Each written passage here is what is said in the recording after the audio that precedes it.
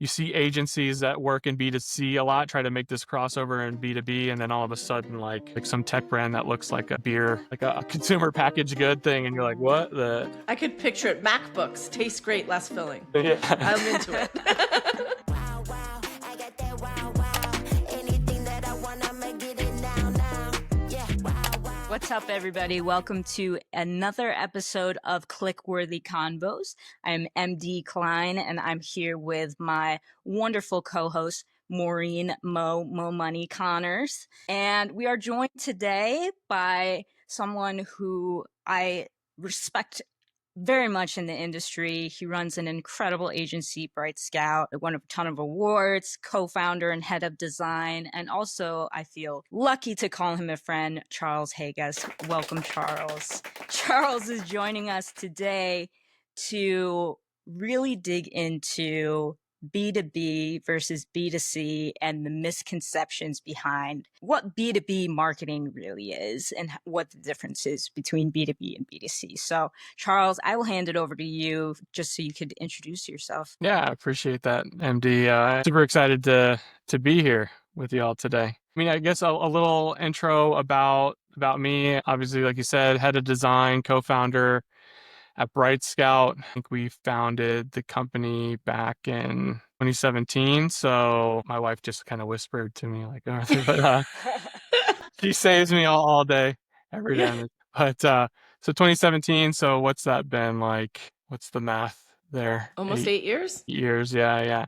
Wow. Now, and just been kind of working and growing to be better every day at what we do at that company. And my job sort of entails less and less of the creative, and a lot more creative people than me on the team, but more like design, operations, sales, strategy, part of a design and problem solving. And I've been sort of in the B2B space, I don't know, couple years before we started Brightscout. So maybe 12 years. Before that, I worked at Frames Direct, which was like a large online eyewear retailer. Like at the time, they were like the only sort of online eyewear retailer. So really cut my teeth there doing like SEO and social media when like SEO was like a thing, and started my own first marketing agency post that. And so I kind of came from a marketing background, and then got into like building apps and brands through some of the work we were doing there, and the rest is history. Brightscout positions themselves as building market leaders in B2B emerging tech. Why B2B? There are so many, I would say, probably misconceptions in the industry that B2B is boring and B2C is so much more fun. You get to do a lot more cool stuff. So why B2B? I couldn't tell you like how I kind of got dragged into this world. The way that my brain works, it's very structured. And so B2B, when you think about it, it's like very sort of more tactical. Where like B2C, you're kind of building these experiences, right? And then B2B is I think people see it as much more tactical. There tends to be like a perception that there's like really hard problems to solve. Like things get to be more technical, especially in the world I work, or like enterprise SaaS. There's just like really hard things, especially like in emerging tech. It's a lot of new like brand stories to tell and like problems to solve. And I've always been like a really good problem solver. And so I got naturally drawn into that sort of world for whatever reason. Early on in my career, Charles, when I worked for Ogilvy, I got to work with both SAP and IBM. And what we were doing is we were selling these like full tech stack solutions, right, to chief technology officers. And like from a marketing perspective, at least from my perspective, I wasn't familiar with all of these technical terms. And so figuring out how to like decide what's most valuable and what's really going to get their attention, like it was pretty challenging versus I think in the B2C space where it's pretty easy to be like, oh, you want the lowest rate, or, oh, you want the best sale, things like that. Like it is so much more technical, especially on the tech side, that it can be hard as a marketer if you don't have that tech background to really understand like what they're even saying. I kind of had this analogy, like you're buying a puppy. B2B is like, it's a good purchase decision. And it's like, we have to get a committee to like decide that this is a good thing. And a B2C is like, oh, that puppy's like so cute. We should get that puppy, right? Like, Yes. uh, so there's definitely a lot of specific muscle to build around B2B on like kind of understanding like those really sort of hard technical problems to solve. It's a different way of thinking, and honestly like not everybody can do it. I think your brain has to be wired a certain way to do it. I mean, there's definitely been a lot of people where they've been amazing at B2C and we've tried to bring them in at Brightscout. Some have definitely been able to make the transition and just some aren't, they just really struggle to grasp some of the concepts, and that's okay. But yeah, I mean, it's not for everybody. I feel like with B2B too, it's much larger of an investment that you're trying to get these executive level people to buy into, or equipping people to sell in why this is a good investment to invest in this platform versus the next. How do you kind of differentiate and make yourself a standout leader in market? What are you doing to try to position these brands so it's easy to sell in? Even though, like I said, like, oh, B2C is all about emotional connection, like B2B is also about emotional connection. But I think more than like the emotional connection, it's really around like the story that you're telling and being able to like shape your own story. You want to build a brand that enables the customer, they already know they want to go with you before they get into the sales call, right? So how do you do that, right? Like, not only do you have to build an amazing brand that looks great and looks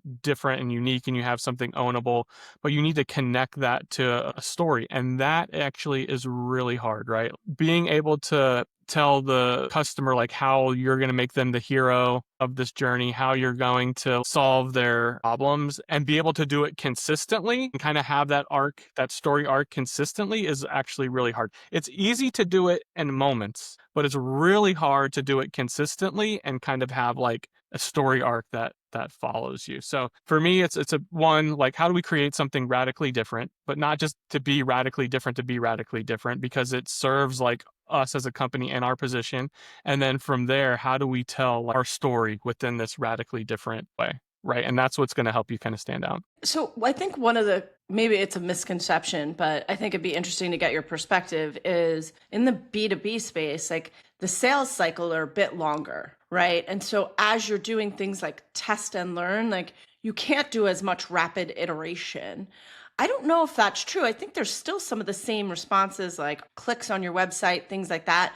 Maybe when you think about like what it takes to close the sale, maybe that takes a little bit longer. But I think there's quick ways you can measure like the effectiveness of your campaign that's not sort of waiting, 6 months to a year. Yeah, I mean, I think like on the branding and marketing side, we can definitely be iterative. The length of the sales cycle, that's kind of out of our control in some way. Obviously, we can do a lot of things as brand designers and marketers that potentially like kind of help speed up the sales cycle. But for sure, you can definitely be rapid and iterative. We can build landing pages really quickly and then optimize those landing pages. So we're huge fans of like iterative over like big wholesale changes. One, because like once you have that momentum, there's something to be said about having momentum. It's actually really hard to like release things in big monolithic chunks, whatever that may be. So the more you can kind of break things up into sprints, like the more success I think you're going to have. Do you think that most of these B2B brands that are coming to you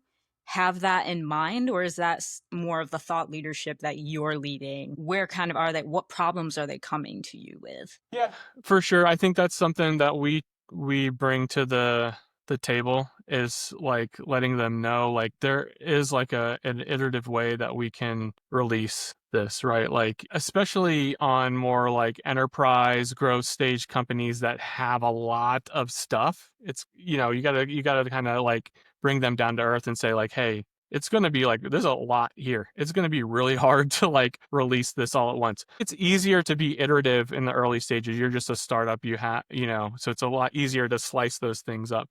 But like when you're bigger, like for sure, I think everybody wants to have this big sort of ta-da moment. But yeah, for sure, that's definitely something that we suggest.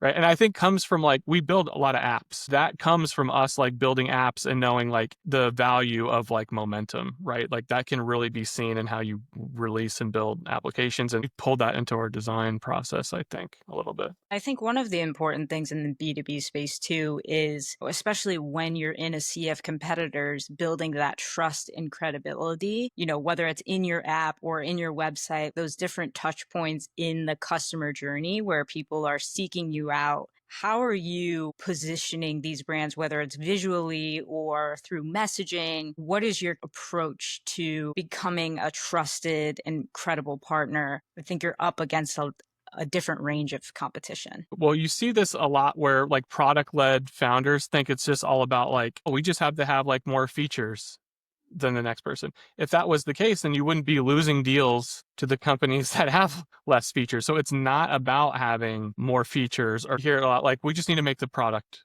better, right? You need to be good at product in the early days, right? Product is going to get you your first sort of early customers. But even then you can't like ignore like building your brand, because at some stage you're going to start losing deals to like people that don't have all the features, but they're telling the better story, right? They're winning the deals before they get in the door. And so that's kind of the importance of branding as a whole. It's really just about the whole sort of experience around on your brand. It's not like one sort of magical pill, right? It's just like all the little things that you do. Funny, we talk a lot about your brand, and since we do spend a lot of time on B2C, we talk about like the customer being at the heart of your brand and sort of how are you thinking about the customer. In B2B, do you still have that same focus except on the customer, but thinking about, your CTOs, your CIOs, your CEOs, and how do they feel? Like, are they satisfied? Like you're talking about the app. I assume, there's things that they can log in and then see within the app, like reporting at the touch of a fingertip. Like, does that same focus on the customer translate through B2B as well as it does in B2C?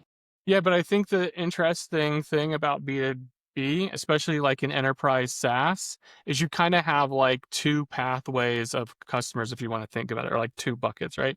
You have like the decision makers, which is like your CIOs, your CFOs, your founders, like, and so your brand needs to be super buttoned up, when we go into sales calls. But then you have like your users of the platform, which oftentimes aren't like the CIOs or whatever, chief product officers, right? They're the users of the platform. That's like a whole different persona. And in that case, like our brand has to be usually more playful and have the tools to be able to build a community around our product. So that's why you see like GitHub, for example, like these little characters, like the little GitHub Octo creature, like we did like the Meltano dragon, right? Like Yeah. that's why you see those things, because it's like, well, how do we do this? We can be like super buttoned up, and then we have like a little dragon. People can use stickers on their Yeah. laptops or Teach them whatever. how to use it. Yeah. So I think it's definitely the same, but I think once again, going to the complexity of B2B, there's actually a lot more complexity built around your personas and building a brand that can kind of weave in and out of these different persona profiles. You know what? I've never thought about it that way, but that really does make sense because you're right. Like your C-suite level person who's probably making the decision to make that big investment is not the same person hands on keyboards. And I think one of the things I know I've heard in my past company is like, I just don't know why we chose this system. It's so not user friendly, right? So you have to sort of take that lens for both. How do you make it friendly for the user, but still make sure you've got these features and all of these things and all of these capabilities that are going to razzle dazzle C-suite? And how do you think about both of those things in parallel, but maintain that thread of consistency? I feel like that's got to be super challenging. It's hard. Yeah, I don't know. That's why you hire like really talented people. That's why we hire you. Yeah, exactly. But I think just being able to identify the problem is the first step. I think just some people don't even know the problem is there at first, or they figure it out the hard way. As part of our process, like we do a lot of foundational work where we kind of talk about all the ins and outs, the brand DNA and your positioning and who your customers are and all that sort of stuff. And that's like a really big part of getting it right. right? To be able to like do that foundational work properly. And if you do that foundational work properly, then you'll arrive at the right sort of outcomes. And then you can start connecting strategy. Okay, based on this strategy, we know these concepts are going to work, and this is why A, B, and C, right? Yeah. I mean, that kind of goes back to just traditional marketing, like know your audience and know what they value and what's important to them, and where you have different audiences, you need to talk to them differently. Totally. Yeah. It's just Yeah. like B2B has just a different set of audiences and needs, right? I do think there's some overlap. I mean, we worked with you and Brightscout on the B2C side. So how does the team or how do you kind of separate those?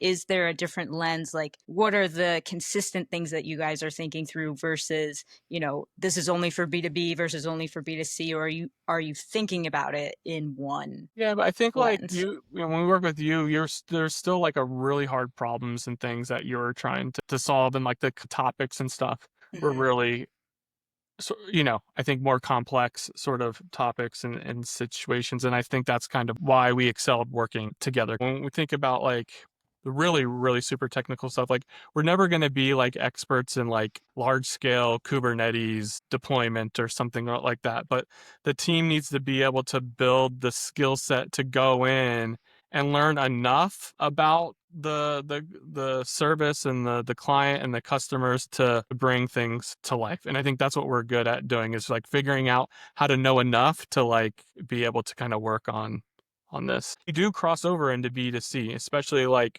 B2C that's like very technologically focused. Like we have a B2C customer that does like DNA testing for hair loss, right? But you have to do a DNA test. You have to send the DNA test in. That formula has to get mixed, and then it has to go to the pharmacy. So when we do work on B2C stuff, it tends to be like B2C stuff that has more like intricate stories to tell. And so there is something to be said about that. Like there's a whole world of that. It's not just like, like you said, buying a consumer good product, right? Consumer tech stuff is really hard too, right? B2B is boring. Let's just be real. There's a lot of complex problems within the B2B space. Why is the perception that B2B is just boring? Luckily, we got AI now, right? So like AI has made us really super sexy.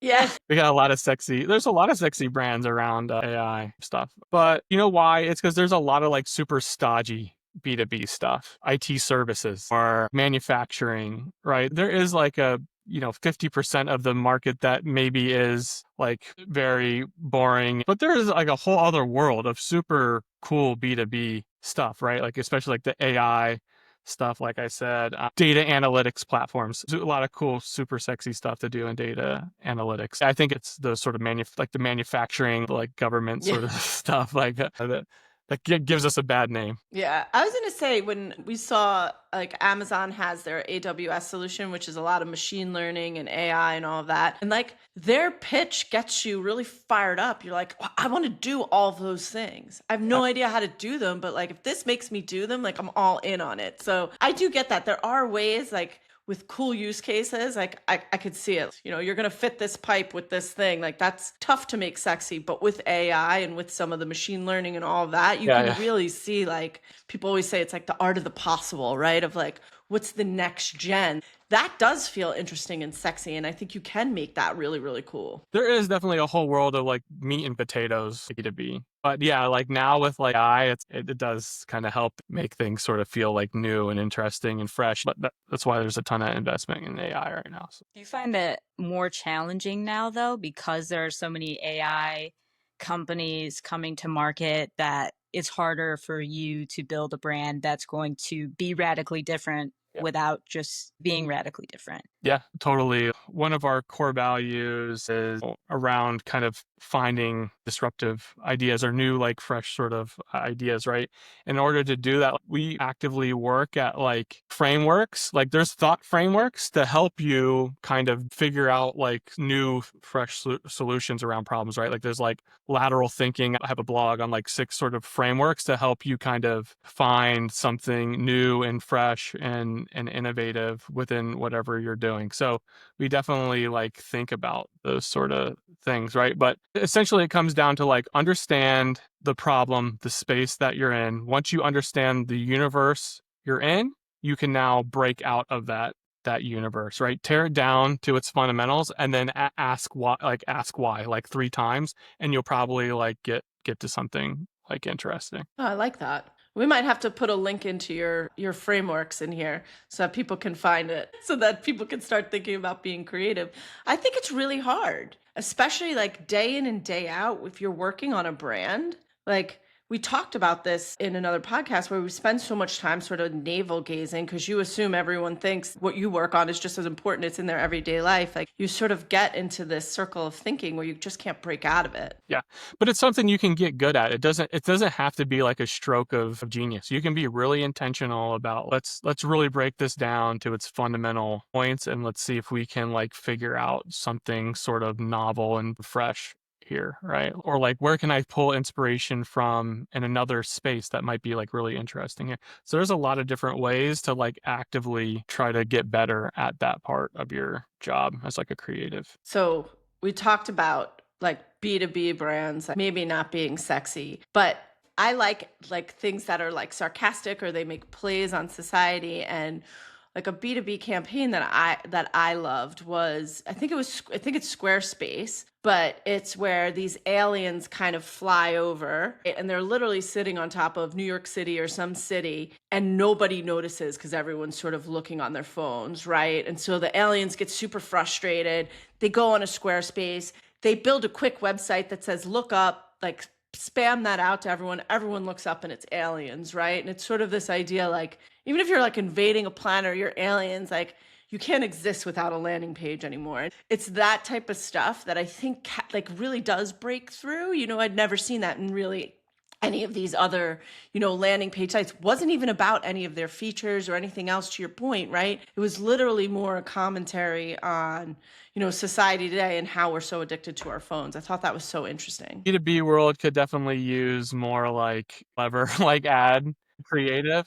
What's a B2B brand that you think is absolutely crushing it right now? B2B brand that's absolutely crushing it. Like, I mean, like obviously like the AI ones that come to mind, like Perplexity, ChatGPT, Mistral, like that whole space is just a ton of competition. And I think when we are coming into new projects, a lot of people are like referencing like those brands as like ones that they want to emulate. You had mentioned, I feel like previously in another conversation, Rebrandly. What is it about them that you either loved or, stood out about that brand? Yeah, I mean, Rebrandly is one that we worked with. They're a link shortener, like up there with Bitly. What I love about their brand is that when you're scrolling through your social media feed and you see something from Rebrandly, you don't even have to think and like that's Rebrandly. There's just certain patterns and things that we use that are just super ownable. I think that brands that are able to do that, like find something really ownable in a space. And when you're scrolling through your social media feed and you see that thing and you immediately know that's like whatever brand, it's like super powerful. Mainly like, cause you said like, there's not many B2B brands that are trying to take too many risks or that have stuff that feel like super unique and fresh. It's all some sort of variation of a thing. Like you hear everybody wants to be linear, which is like a project management platform. So you get a lot of like, oh, we want to look like this. We want to look like this. There's a lot of like copycat stuff. And so, yeah, anybody that can do something sort of fresh and relevant and new, it catches my attention for sure. Well, Charles, every guest we have on the podcast, we like to ask a kind of controversial hot seat question. So my hot seat question for you is, if you had to launch a brand tomorrow, would you rather market it as B2B or B2C, and why? I just have to say B2B because that's like all I know and I do. And like I said, my brain is just so much more structured like that to know like we just need to fill the sales funnel with leads. And so I know what works and what doesn't work in the B2B space. But if I was like a B2C brand right now, like especially like a consumer goods product, it seems like just have like an amazing product and do like some TikTok ads. Just create one thing that people love and is like unique and just sell the out of it on TikTok, right? Like that. Yeah, love it. Listen, I've fallen victim to the late night TikTok scroll. Yeah, What's totally. this? All right, I gotta buy it. I have so much regret sometimes when packages start rolling in. Charles, to wrap this up, what are the key consistencies between B2B and B2C? And what are the main differences that you find between the two? Obviously, the main difference is just the sales cycle, right? Like the purchase decision for consumer brands can usually happen within minutes, right? Like I can go on your website or go on Amazon or something and make a decision, or I can pull it off the shelf and check out. Where in B2B, it's usually like by committee, right? There's some sort of like purchasing committee, which extends the sales cycle. There's a lot it requires a lot more white glove sort of service to get through like a B2B sales cycle. So I would say that's definitely the big differentiator there. The common things we talked about, like whether you're B2B or B2C, you have to create something that resonates with your customers, right? You need to be like solving a problem for them. You need to, in whatever way is possible, like create what I like to call like irrational loyalty around your brand. Like how are you going to like really connect with them? All that stuff is relevant, whether it's B2B or B2C. I think like all like the core branding marketing tenets are generally the same, right? You just have different problems to solve in B2B and B2C. I think like it just comes down to like once you get the customer, what is the sales cycle? Like everything like sales and post sales is really where you diverge, I think, the most, honestly. Well, thank you so much, Charles, for coming on today. A few episodes ago, I had said if we got really lucky, we'd have Charles on the podcast. So thank you. The stars must have aligned for that. So if you're looking for an awesome creative partner, definitely check out Brightscout. I personally have worked with them. Maureen's worked with them, and they are amazing partners that do amazing work. Make sure you visit marketingperspective.com and send us any of your challenges, questions, problems, anything that's keeping you up at night, juicy topics you want us to get into. And then make sure to follow, like, subscribe anywhere you watch podcasts, listen to podcasts, and we will be back with another episode next week. Thank you so much, Charles. It's been a pleasure.